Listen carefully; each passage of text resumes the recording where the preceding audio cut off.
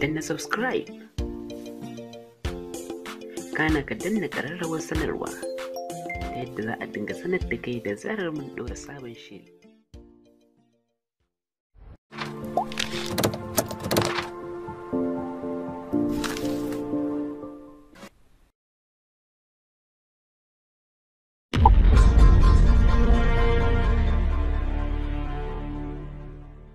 A kapta na ce a kapta.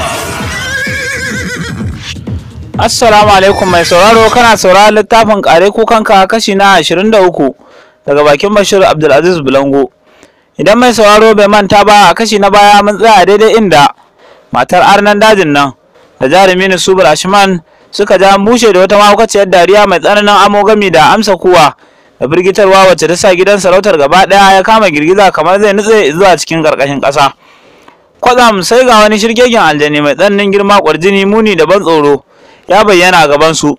Ko da ganinsa sai matar sarkin arnan dajin ta zube ƙasa a gabansa tana mai yin sujada a gare shi. Al'amarin da ya matuƙar fusa da jarumi Nisubul Ashman kenan, ya kama da tsananin baƙin ciki da takaici, kuma gashi babu abin da zai iya yi a lokacin. Kawai sai jarumi Nisubul Ashman ya buɗi baki da nufin ya karanta wata addu'a, amma sai ya ji bakin nasa ya kulle kuma ya kasa sarrafa harshen nasa. Kawai sai aljanin ya sake bushewa da dariya a karo na biyu, sannan ya dubi Nisubul Ashman ya daka masa tsawa, yana mai cewa kai yaro, kowa ya riga wa kwana, dole ne ya riga ka tashi. Ina mai tabbatar maka da cewa har abada ba za ka iya ƙetare sharrinmu ba, domin ka shigo ramin Kare Kukanka inda babu mai kawo maka ɗauki. Ni ne balbalin bala'in da ba shi da ƙarshe, kuma ni ne girgijen da yake shayar da kowa mugunyar ruwan guba. Lallai kai da dukkan abokan tafiyarka gobe da sassafe jininku zai zama ruwan shana, kai mai kore kishirwa, don haka zan ga ta yadda za ku iya kubuta daga hannuna. Ko da gama faɗin hakan sai aljanin ya dubi matar sarkin arnan dajin a fusace, ya ce, ke kuma Sailusa, ki sani cewa in ba don ke ce mahaɗin sihirinmu ba, da yanzu take zan hallaka ki saboda kin ci amanar mu, har da kika zo kika ceci wannan babban maki namu. To amma ki sani kin yi wahalar banza, domin abin da kika yi masa ba zai hana shi mutuwa ba a gobe da safiya cikin ɗakin bautar mu, kuma ke ma sai kin fuskanci horo mai tsanani game da azaba mai raɗi, domin su zama jan kunne a gare ki, yadda kowa farki ba za ki sake yunkurin saba wa umarnin mu ba.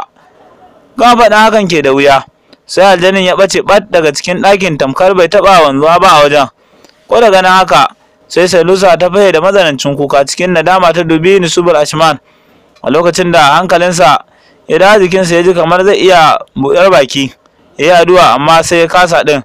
Sailusa ta ce, ya kai wannan saurayi ma abocin kyau da ƙwarjini, ka yi sani cewa haƙiƙa na yi babban kuskure da na bari son ka yarbaci zuciyata, an na ceto rayuwarka a yanzu, tun da gashi na faɗa cikin fishin Ubangiji na.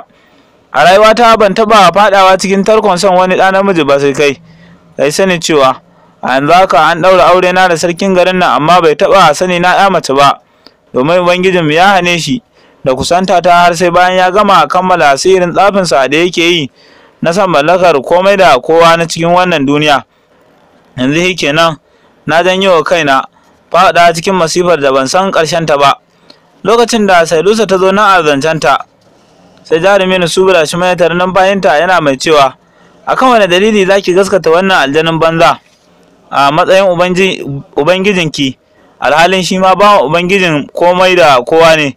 Tabbas yana daga cikin shaidanin da suke yaudarar mutane da yan uwansu aljanu da ƙarfin sihirin tsabansu, suna kiran kansu ubangiji ababen bauta. Inda zaki yi imani da duk abubuwan da na gaya miki, kamar yadda kika yi imani da ƙaunata a cikin zuciyarki wacce ta hige farat ɗaya, da kin tabbatar da cewa magana ta gaskiya ce, kuma da kin kubuta daga dukkan sharrin wannan aljani. Ni kaina yanzu da nake cikin wannan hali, ba na fidda ran cewar Ubangiji na zai kubutar da ni daga sharrinsa, duk da cewa kuwa ba ni da sauran ƙarfi da kuzari a jikina wanda zan iya tsinana komai. Ki tuna fa cewa wannan aljani sato mahaifiyarki yayi, ya kawo ta cikin wannan daji tun tana ɗauke da juna biyunki, ya raba ku da birninku, kuma ya raba ku da yin rayuwa a cikin 'yan uwanku mutane, waɗanda suka kasance irin jinsin ku da yaran ku ya kawo ku cikin wannan kasurgumin daji, ya haɗa ku da arna waɗanda ba su da asali ko addini mai kyau. Tabbas ba ku da wani maƙiyi wanda ya fi shi a doron ƙasa. Ki je ki yi tunani bisa duk waɗannan abubuwa da na shaida miki yanzu. Lallai idan kina da rabo za ki karɓi addini na. Ko da jarumin subul ashman ya zo na a zancensa, sai hankalin Sailusa ya kasu gida biyu. Ta shiga cikin ruɗani da waswasi akan maganar da ya kamata ta yi amfani da ita tsakanin ta jarumin subul ashman da kuma ta wannan shaidanin aljani wanda take kallonsa a matsayin ubangijinta abin bauta.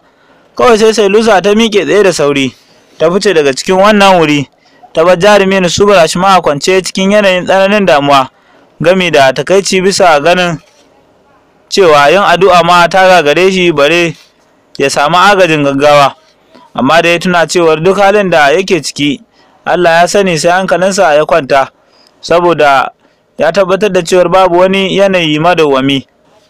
Har dai raba sosai babu wanda ya rintsa daga cikin su jarumi Musin saboda fargaba da zulumin halin da suke ciki na sanin cewar gobe da safe za a yanka su a bayar da jinin su ga ubangijin arnan daji. Gimbiya Ramlatul Auliya ce kadai babu wannan fargaba a cikin zuciyarta saboda kasancewarta musulma wacce take da tsananin sanin kaddara gami da yin dogaro da Allah. Babban abin da ya daga Gimbiya Ramlatul Auliya hankali shine rashin sanin halin da masoyinta jarumin subul ashman ke ciki. Shin ya mutu ne ko kuwa har yanzu yana nan a cikin wannan mugun hali? Wadda Ramlatul Auliya ta ga bata san amsar wannan tambaya ba, sai ta miƙe tsaye ta kama kai kawo cikin kurkukun da aka tsare su, tana ta tunanin hanyar da za ta bi ta je inda jarumi subul ashman yake, duk da cewar bata san a inda yake ba. A wannan lokaci su jarumi Musin na zazzaune sun yi jigun-jigun suna masu sun koyar da kawunan su kas cikin yanayi na karayar zuciya da jiran mutuwa. Ita kuwa kuyanga Hibaila banda kuka babu abin da take yi. Kawai sai Gimbiya Ramlatul Auliya ta tsinci kanta tana mai neman taimakon ubangijin musulunci a cikin zuciyarta. Ga dai ba ta iya furta komai da bakinta, amma zuciyarta na ta biya waɗansu addu'o'i waɗanda jarumin subul ashman ya koya mata. Fara hakan ke da wuya, sai wata irin iska mai daɗi da sanyi ta fara kaɗawa a wajen gaba ɗaya. Nan take masu gadin kurkukun suka bingire suka kama barci, su masu jarumin Musin duk sai suka bingire suka kama barcin, su ma jarumin Musin duk sai suka kama barcin, su masu kama yin barcin kuma barci mai nauyin gaske. Ko daga nan haka sai farin ciki ya lullube ta, da yake badakaran da ke rike da makullin kofar kurkukun da suke ciki a jikin kofar ya sulale ƙasa ya kama a barci. Sai ta zuro hannunta ta cikin sandunan karafan kofar zuwa cikin aljihun rigarsa ta ɗauko makullin, a nan ta murɗa hankali ta buɗe kofar ta fice tana san ɗagami da waige-waige, duk da cewar bata fasa biya waɗannan addu'a ba a cikin ranta, sai da ta rinka jin tsoro na higarta saboda tsananin kwarjinin gidan. Ko da ta ci gaba da kutsa cikin gidan sarautar, sai mamaki ya daɗa kama ta bisa ganin cewar gaba ɗaya da karun da ke tsaron gidan sun bingire ƙasa suna ta sharar bacci, wasu ma har munshari suke ta yi, kai ka ce sun shafe sama da kwana uku suna wannan barci. Haka dai Ramlatul Auliya ta ci gaba da tafiya a cikin gidan tana leƙawa wuri-wuri, loko-loko da kowane saƙo cikin sanda. Babu inda ta ga mutum ɗaya a farke, kai ko tsuntsu guda ɗaya bata ga wanda yake ido biyu ba. Wato dai duk wani mai rai da yake cikin gidan bacci yake yi, ko da kuwa ƙwaro ne ba mutum ba ko aljan ko dabba. Sai da Ramlatul Auliya ta shafe sama da sa'a ɗaya da rabi tana yawo a cikin wannan gidan sarauta, kuma sai da ta shiga sama da ɗakuna 40 amma bata ga inda aka ajiye jarumin subul ashman ba. Al'amarin da ya matuƙar girgiza ta kenan. Ta rasa abin da ke mata daɗi, bata san sa'ad da idanunta suka ciko da ƙwalla ba, suka fara zubar da hawaye, amma kuma sai ta ci gaba da yi wa Allah kirari tana mai ci gaba da roƙonsa kan ya bayyana mata inda jarumin subul ashman yake, kuma ya ba su ikon kubuta daga hannun waɗannan arnan daji. Ai kuwa bata daɗe da fara wannan addu'a ba, sai ta iso cikin ɗakin da aka kulle subul ashman. Tana higa ta iske shi kwance a ƙasa cikin wani akurki wanda aka yi shi da baƙin mulmulallen ƙarfe mai kauri da ƙwarin gaske. Sannan ta kawo wani ƙaton kwaɗon makulli an rufe shi. Gaba ɗayan dakarun da ke gadin ɗakin kuwa sun baje a ƙasa suna ta share barci abinsu tamkar gawarwaki. Sai da ta rinka tsallake su da ƙafafunta sannan ta isa bakin akurkin da nishadantuwa ke ciki. Da isar da sai ta sa hannu ta kama wannan ƙaton kwaɗon makulli tana mai kiran sunan Allah. Ba zato ba tsammani sai ta ga makullin ya buɗe da kansa. Salin alin tamkar ta cire silin gashi daga cikin tandun mai. Al'amarin da ya matuƙar bata mamaki kenan. Ita kanta ta ji ƙaunar Allah da tsoronsa sun ƙara mamaye zuciyarta. Take ta cire makullin daga jikin ƙofar ta kunna kai ciki ta cikin subul ashman wanda aka ɗaura wa itatuwa a jikin ƙafafunsa, hannayensa da haƙarƙarinsa da kafaɗunsa sakamakon tarin karayar da ya samu a sassan jikin nasa.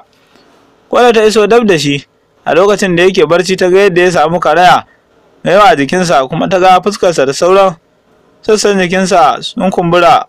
Sai ta kamu da tsananin tausayinsa har hawa ya zubo mata, sannan ne ta tashe shi daga barci. Ya farka firgi tamkar mahaukacin da ya warke nan take. Ko da ya bude idanunsa ya ga ramlatul auliya tsugunne a gabansa, kuma ya ga gaba ɗayan dakarun da ke tsaronsa a kwance suna faman sharar barci. Sai ya cika da tsananin mamaki ya dube ta ya ce, ya aka yi wannan al'amarin ya kasance haka?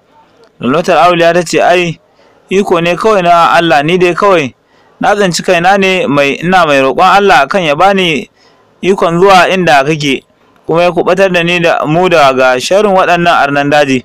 Ina mai yin wannan addu'a sai na ji wata irin iska mai sanyi da daɗi na kaɗawa. Nan take kowa ya kama barci a cikin ɗakin da muke ciki. Ni kaɗai ce barcin bai kama ni ba, kuma ina taɓa makullin ɗakin da aka kulle mu sai ya buɗe da kansa na fito. Da inda na ratsa a cikin gidan sai na ga komai da kowa na barci har na iso nan inda kake. Lokacin da gimbiya Ralatul Auliya ta zo daidai na azancanta, ya jarumi Nusubra shi mai kama da tsananin farin ciki, ya dube ta ya ce, haƙiƙa Ubangiji, waɗannan arnan daji ya sha'afa da sanin cewa ke ma musulma ce kamar ni, ya sa bai cire miki tasirin iya yin addu'a ba.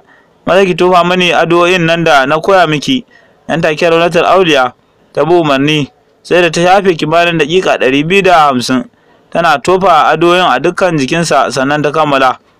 Faruwa hakan ke da wuya sai jarumin Nusubra Shiman ya ji kuzarin jikinsa ya dawo, duk wani zogi da raɗaɗi da yake ji a da ya daina jin sa. Gaba ɗaya karayar da ke jikinsa sai ta warke sumul, tamkar wani abu bai taɓa samunsa ba. Kash mai sauraro, a nan zan dakata don jin ƙarshen wannan labari. Ma haɗu a kashi na gaba. Ni ne naku Bashir Abdulaziz Bulangu. A har kullum na gode. Danna subscribe,